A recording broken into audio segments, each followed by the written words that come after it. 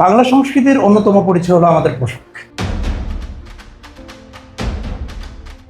যুগে যুগে বাংলার মানুষ তাদের পোশাকে বহন করেছে ইতিহাস, ঐতিহ্য আর পরিবর্তনের ছোঁয়া। চলুন দেখে নিই বাঙালির পোশাক বিবর্তন।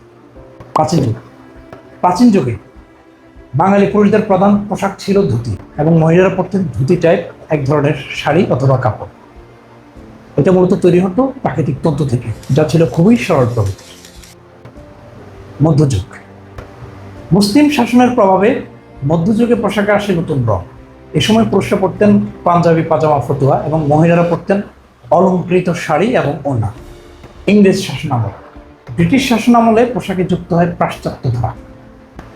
বাঙালি বাবুদের স্যুট, পাঞ্জাবি, টুপি এবং নারীদের শাড়ির ভাঁজে ভিন্নতা এই সময় জনপ্রিয় হয়ে ওঠে। কুচি করে শাড়ি পরতে হবে, এই প্রচলনটা ইংরেজ শাসনামল থেকেই শুরু হয়।